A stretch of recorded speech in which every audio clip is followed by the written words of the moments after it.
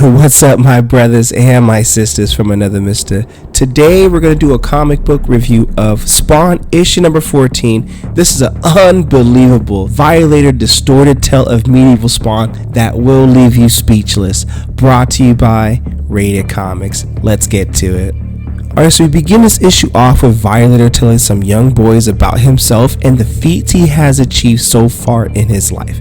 These feats include taking orders from other people while having no moral code of his own. He brags about how bigger and how much he is greater than what he presents himself to be. It's the clown being the clown and just talking smack. Just embellishing a little bit. And the boys have had enough of it. And one of them even says that if they want to hear stories, then they will go to the movies instead. Violator gets pissed about hearing that comic. He's like, hey man, I gave you guys the courtesy of hearing about your heroes. I only asked for a few moments to listen up to my adventures. No time for anyone but yourselves, huh? His face goes dark as he says he should end all the kids at that moment right then, right now. But in hindsight, he likes their attitude. It kind of reminds him of himself. The Violator does something unthinkable. He gives them money to make him listen, which immediately shocks them all. After all, the Violator begins to start his story. And the story starts like this. And keep in mind, this is a tale of medieval Spawn right here.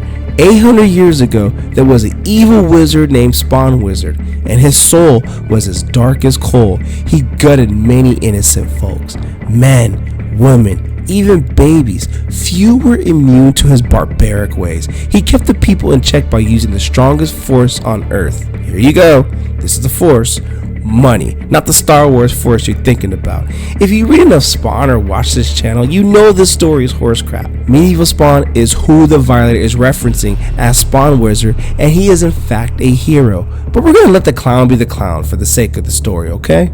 All the people living on that land feared the wizard, and upon mention of him, goosebumps would go all over their bodies. After all, he was decisive and ruthless. He used to kill armies of men in a matter of minutes, and that was to half of his potential. The kids asked the clown mid-story why nobody aced the guy. Other kids chimed in like maybe they were chicken or maybe they had no guts whatsoever. Then the Violator says he was handpicked by his boss to bring this beast down. When the people met him, he says they welcomed him with open arms. He accepted his assignment without any hesitation whatsoever. In actuality, the Violator went on a murdering spree because that is exactly who he is. Something consistent about the story and probably true to his character. They wanted him to eliminate this wizard who spreads chaos and abyss everywhere he goes. But the Violator not only want to take out the wizard, he's going to take out the people too because that's who he is. The Violator says he was the perfect antidote for this wizard because he would head around surrounding villages. With the Violator's presence, people no longer have to fear Spawn Wizard. He wanted to assure those people personally that he was now their sworn protector. He tells the boys he encountered a man who survived Spawn Wizard's attack, but the Violator ensured he was dead because what good are unfinished wounds, and it's the Violator being a Violator. He's going to eliminate them.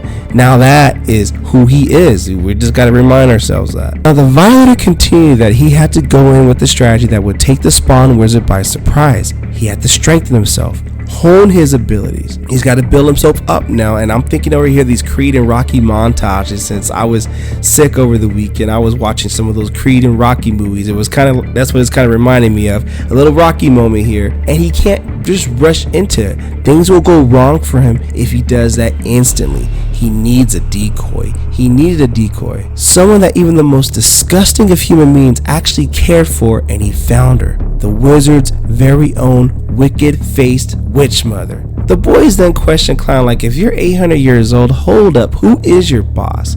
He's got to be pretty powerful to keep you alive. The Violator says to reference the Bible if they read it and not the good side of the Bible.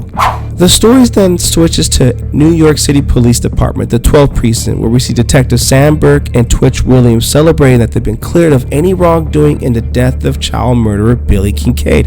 The pair look to return to keeping New York City safe. The two of them decide that the next course of action for them would to be to locate Spawn, because in Spawn issue number 5, they know they didn't kill Billy Kincaid like the Precinct did, but they saw that Spawn was there, but they had no evidence or no proof of it, and they're out to clear their name, or at least to give them their own peace of mind. Now Sam and Twitch go to an alleyway to find Spawn as Spawn decides what to do with Chapel. Even though he had his revenge on him in Spawn issue number 13, he could still rat out Spawn if he likes. Now you can check out Spawn issue 13 to see what Spawn did to him as punishment. Spawn asks himself, does he just sit this out and wait for Chapel to open his mouth? He concludes, well, you know what, time is still on his side. As Sam and Twitch do their own interrogation in the alleyways on the whereabouts of Spawn, Spawn is lost in thought, turns the corner of the long alleyway. He quickly snaps back into reality and decides to wander aimlessly elsewhere, because in that moment it makes no sense in that moment to confront the two detectives at that given time. They notice the tip of his cloak, and when they go to track him down, the brother is gone, just like that.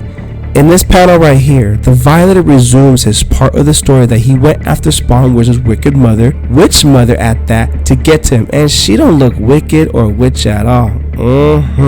Clown claims that she was 100% evil. The sight of her will make you scream. And fangs grew on the back of her lips. Yo man, stop the cap. Stop the cap. It took him 3 days to reach her castle, and once he did get there, he immediately tries to attack her as the mother asks for mercy. The mercy part, of course, wasn't told to the boys, at least not in accuracy at that moment, but Clown tells the boys that it was a legendary fight. Maybe legendary on his end, but not on the mother's end. The mother was captured, and a message was sent to Spawn Wizard that his mother had been captured and to throw down, meet down if you want to get your mother back. Now Spawn Wizard immediately came after the Violator and looked to free his mother. He tried to reach his mother, but the Violator became an obstacle and they had to throw down. So face me with honor, you devil's toy, says Spawn Wizard, or more so known as a medieval Spawn, cause come on now, I know why you've been sent here. Your master wishes to test me to see if I'm a fit for his army. You tell your master that I will not be scared by the likes of you.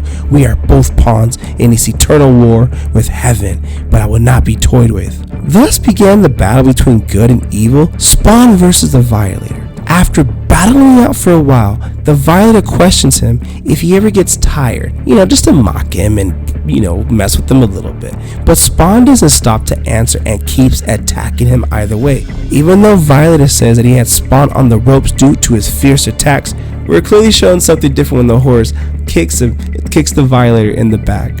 At some point during the fight, the Violator lost track of him. He vanished into the forest. He saw that his wicked but fine ass mother was still tied to the tree.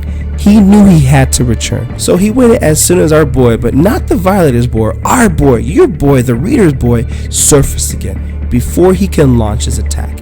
As a counter, the Violator attacked with flames coming out of his mouth. Spawn went down and he was completely burnt from head to toe. He kept doing that for 10 minutes as his mother watched in horror. The mother could not believe what she was seeing. After he stopped blowing flames from his mouth, he could see Spawn's armor glowing red hot. The boys get uneasy and they can't wait any longer. They gotta go home, they're hungry, bedtime, whatever the case. The story's taking too long to get to the point. So the Violator hands him another $5 each and tells him what he saw. He says he saw that the Spawn was wholly disintegrated with those flames. He saw dilly squat, nada, zero zip, nada. The Spawn wasn't there anymore, and the mother couldn't do anything but look at the whole scene in horror. The Spawn Wizard was dead, and the Violator had won the showdown between the two. There stood the Violator after his victory, laughing. Okay, look, what you guys think about this unbelievable tale of medieval Spawn told by the Violator himself? Comment below, let me know. Also, link in description if you wish to add this comic book to your comic book collection. Support the art, support the industry in this journey on going back old school with Spawn. Keep in mind, I do these reviews early in the morning, so if you'd like to buy your boy a cup of coffee, link in description or donate to the super thanks. But the greatest compliment you guys can do is by liking this video and subscribing to RatedComics YouTube channel. Lastly, don't forget to check out RatedComics.com for some really cool exclusives and some other comic books to add to your comic book collection. Thank you again for watching. Until next time.